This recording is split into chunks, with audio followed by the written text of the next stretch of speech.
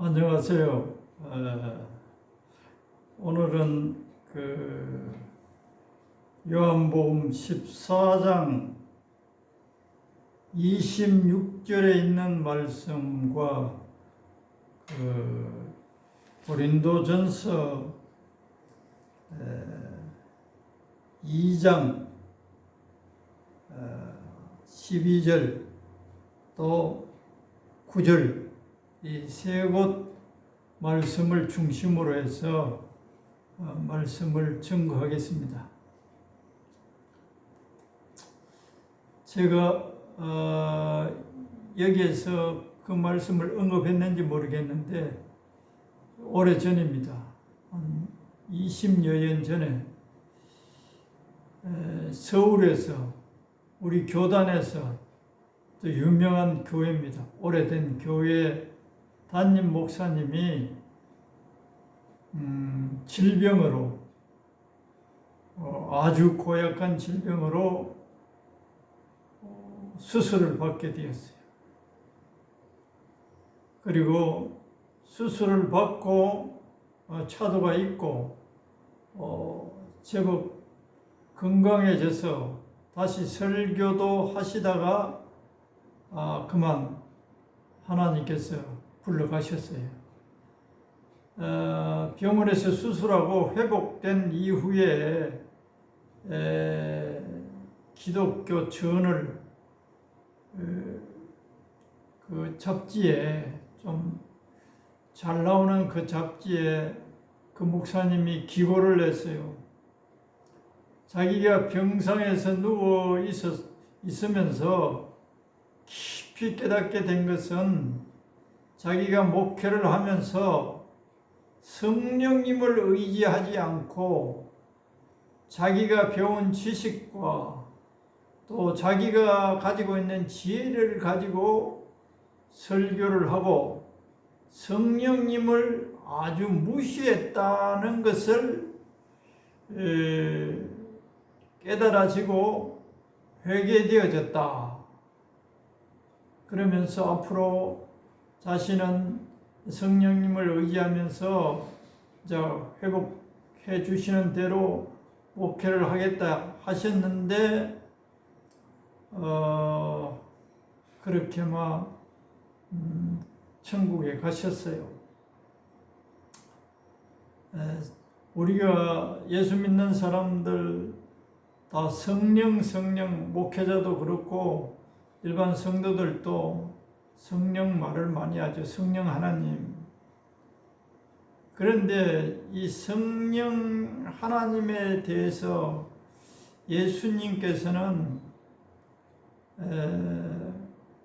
이렇게 말씀하셨는데 우리들이 이 말씀을 등한히 여기는 경우가 너무 많아서 우리 인간의 지혜로 하나님을 알고자 하고 또 우리의 인간이 가지고 있는 그 능력을 가지고 하나님의 일을 하고자 함으로 인해서 그런 교회에서는 실제 성령으로 계시는 하나님이 별 나타나지 않으세요. 고린도전서 2장 4절인가 돼 있죠. 성령이 나타나야 그 성령이 나타나는 설교나 성령이 나타나는 예배에서는 거기 참석하는 자들이 살아계신 하나님의 기운을 느낍니다. 그래서 그 영혼들이 성령님의 임재하심과 역사하심을 느끼게 되므로 믿음이 자꾸 견고해지고 또 하나님을 더욱 알므로 기쁨이 넘치고 그 성경이 하나님의 말씀들이 단순히 죽어있는 책에 있는 말씀이 아니라 살아있는 말씀으로 그 영혼의 양식이 되게 해주셔요. 만일 그렇지 않으면 성령의 임재와 성령님의 역사가 없으면 그 설교하시는 분도 그저 성령으로 거듭난 사람들이 설교를 들으면 그 설교가 상당히 메마르게 들려요. 그래서 갈급하다 그러죠. 하나님의 살아있는 말씀이 살아있는 말씀으로 내 마음에 와 닿아야 하나님이 우리를 도우십니다. 기도하세요. 이런 말씀들이 그냥 귀로 스쳐가는 말로만 들리고 내 심령 깊은 곳에 거듭난 그 영혼에 이 말씀이 양식이 되지 못하는 거예요. 그러니까 근성으로 귀만, 우리가 속된 말로 하면 귀만 높아지는 거죠. 지식만 자꾸 쌓아지나 그 말씀이 살아있는 말씀으로 우리 영혼의 실제적인 양식이 되어서 우리를 풍요롭게 해야 되는데 그렇지 못한 경우가 많아요. 그래서 성도들도 갈급하다, 내 영혼이 메마르다, 이런 경우가 더러 있습니다. 그런데 이제 설교를 성령의 기름 부으신 가운데 하시는 것이나 안 하시는 것이나 또 관계없이 본인이 성도들이 설교를 들을 때 하나님 말씀을 들을 때 사모하는 마음이 간절하면 하나님께서는 메마른 상태의 말씀을 해도 그 사모하는 영혼에게는 그 말씀이 또 양식이 되어요. 영혼에 확 들어와.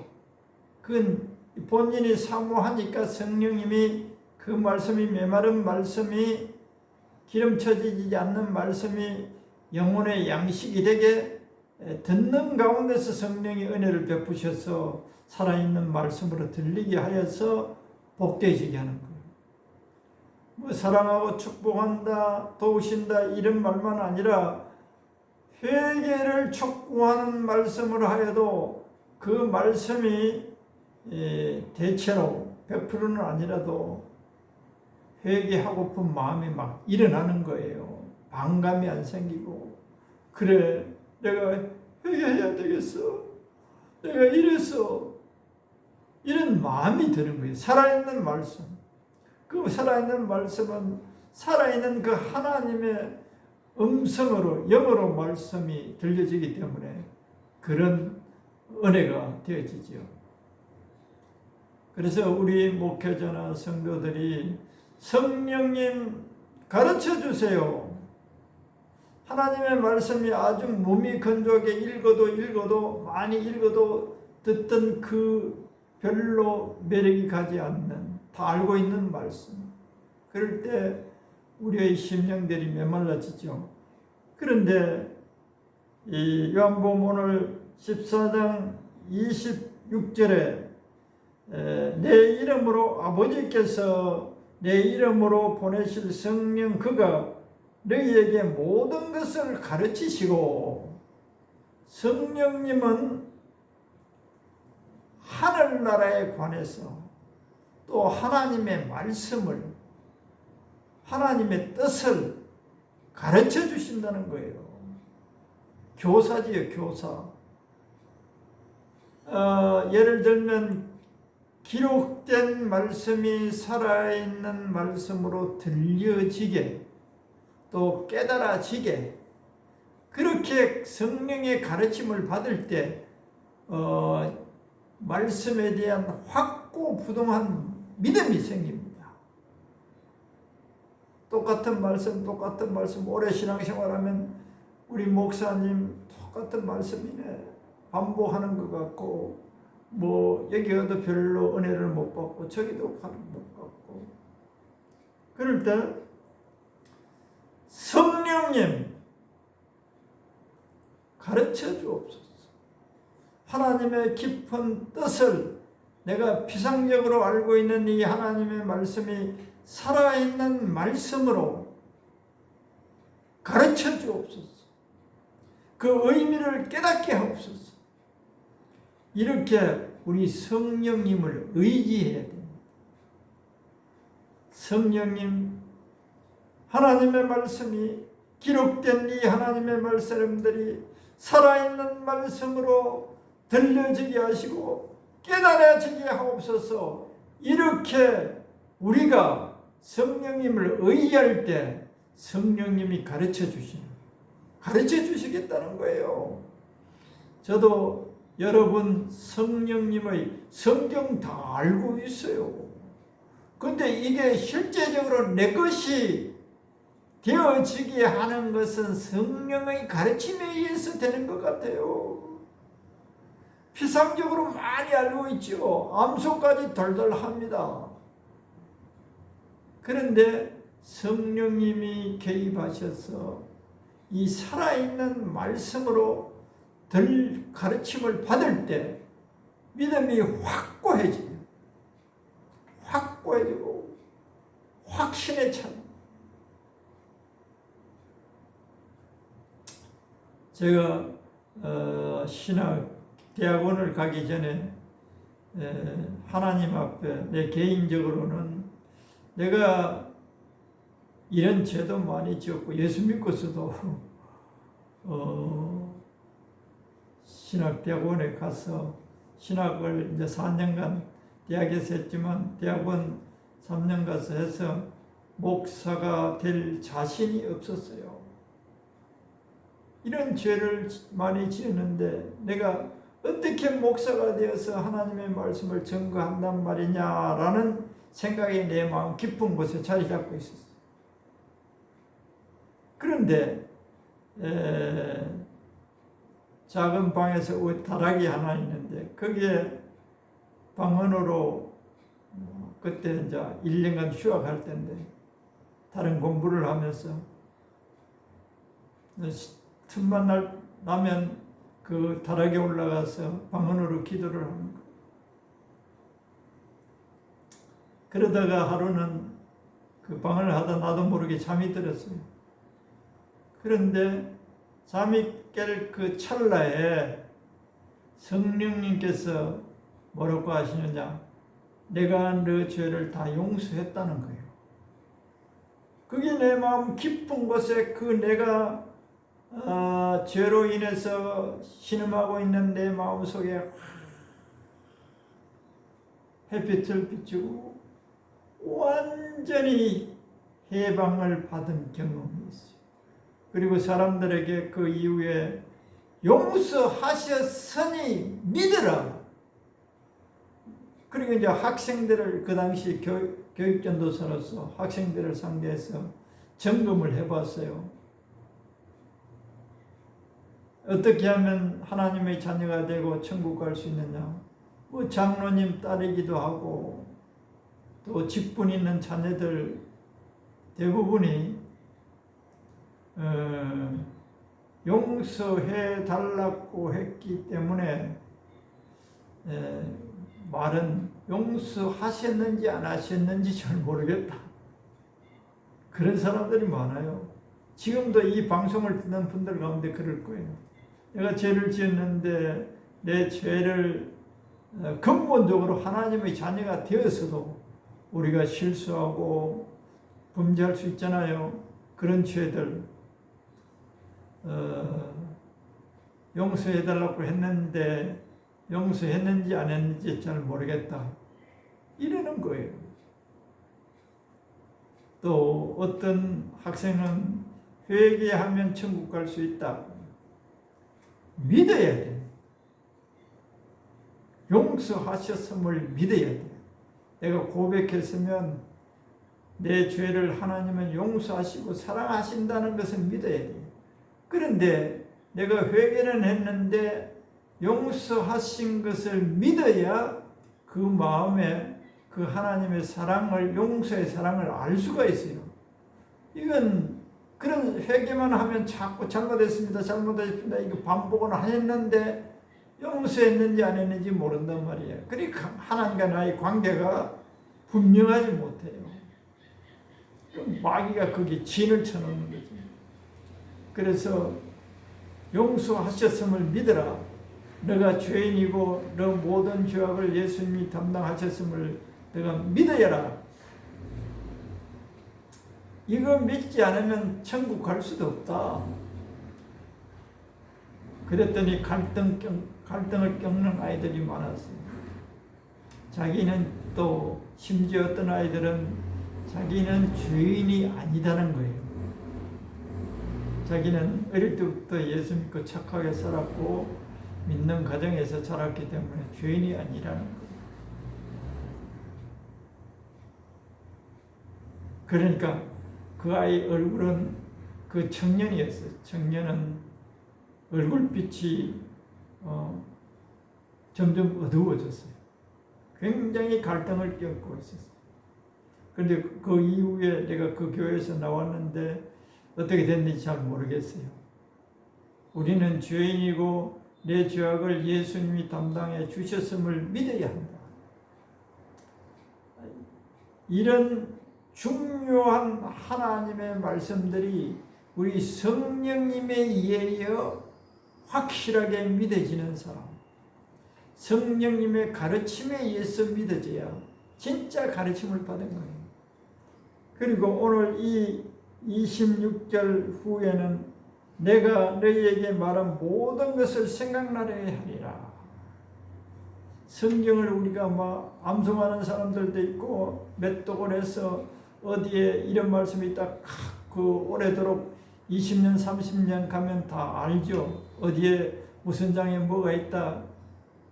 그런데 그러한 알고 있고 암송하지는 못하으나 나에게 필요한 말씀을 거기에 있는 성경 어떤 사람들은 몇 장 몇 절에 그 말씀을 보아라. 아니면 직접 성령님이 우리들에게 그 말씀을 생각나게 해서 내가 아주 절망 중에 있을 때 성령님이 위로해 주는 말씀을 직접 해 주신단 말이에요. 또 그 성경에 기록된 위로의 말씀이 기억나게 하시는 거예요. 주님이 내가 이런 공경에 빠졌는데 이런 문제로 신음하는데 걱정하는데 이 말씀을 생각나게 하시고 믿게 하시구나. 그렇게 성령의 가르침과 성령의 기억나게 하시는 이 사역을 우리가 기뻐하고 감사하며 성령님 가르쳐 주시옵소서. 성령님 가르쳐 주시옵소서. 무슨 성경에 하나님이 말씀하신 말씀들이 긴가민가 확실하게 자기 마음속에 와닿지 않을 때는 성령의 목사님이 설교를 많이 들었어요. 성경도 알고 있어요. 그러나 그 마음속에 확신이 없을 때는 성령의 가르침을 구해요. 성령님의 가르침. 그래서 성령님이 가르쳐 줄 때 확고부동한 믿음이었습니다. 또 전에는 이 말씀 또 이 역사들에 대해서 확신을 갖지 못했는데 성령님의 가르침을 받게 되면 확신이 있습니다. 또 성령님은 이걸 이제 다른 말로 하면 계시라고 해요. 계시는 사람의 지혜로는 알 수 없는 것을 성령 하나님께서 알게 해 주신다. 성령님이 피상적으로 아는 알미 아니고 실제적인 것을 알게 해 주신다. 성령님의 역할이 그렇게 중요한. 또 고린도전서 2장 9절에는 이렇게 되어 있죠.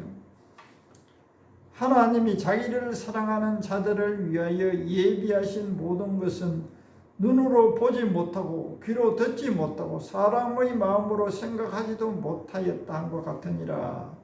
한 이 말씀을 요약하면 사람의 마음으로는 생각할 수 없고 사람이 보고 듣고 하여도 이해 못한다는 거예요.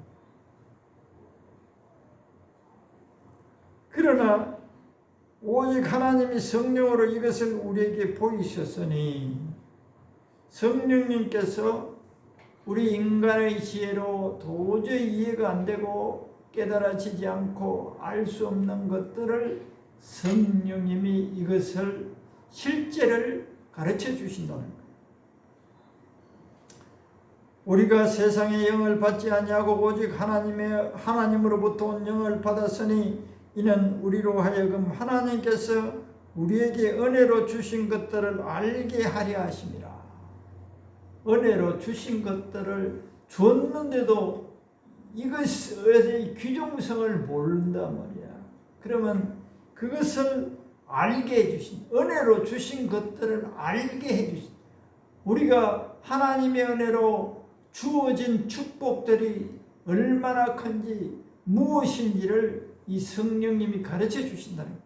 그래서 성령님, 우리들에게 제 스스로는 알 수 없사오니 주님께서 저에게 주신 것들을 알게 해주세요. 예를 들면 예수님의 이름에 권세를 주셨어요. 내 이름으로.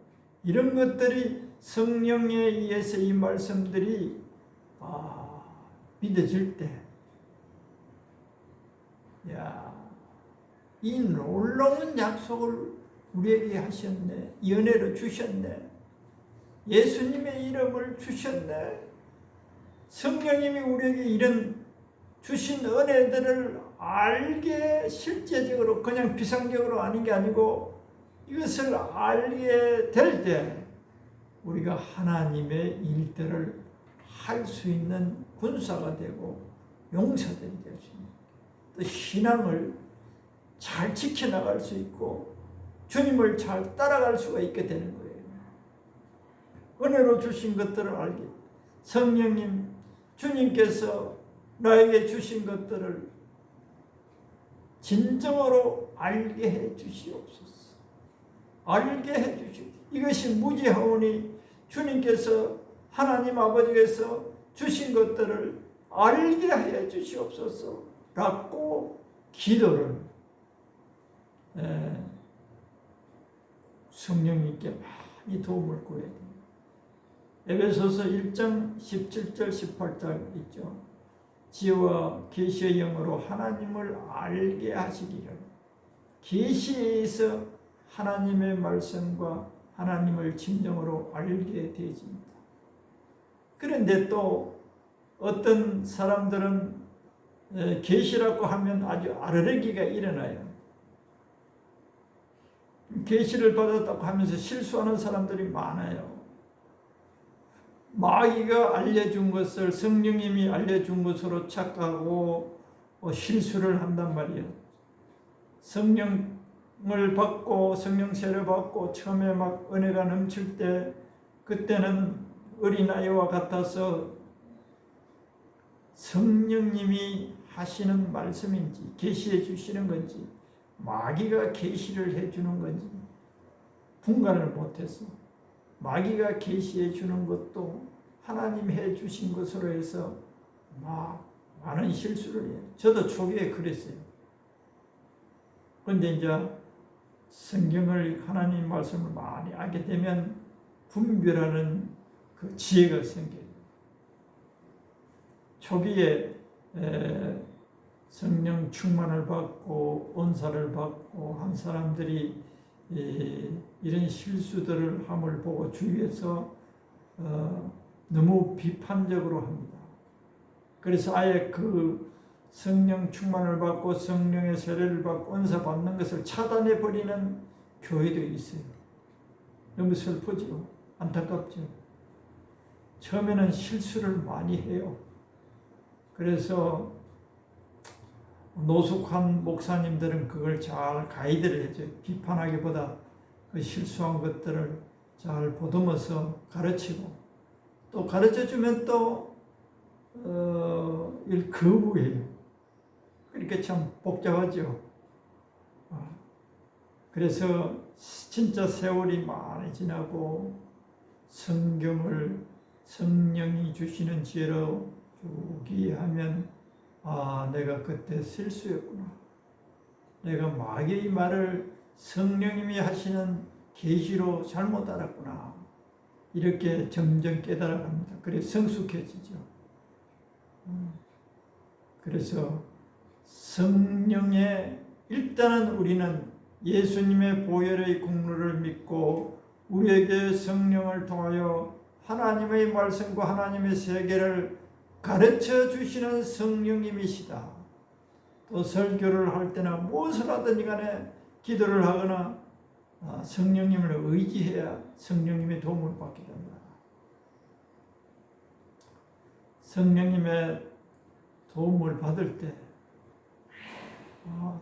자기가 아닌 성령의 능력에 의해서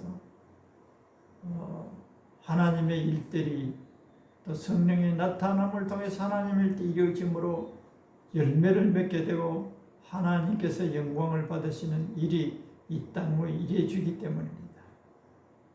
성령님을 의지해서 성령의 가르침을 받아서 하나님을 영화롭게 하는 복된 성도들이 되기를 바랍니다. 감사합니다.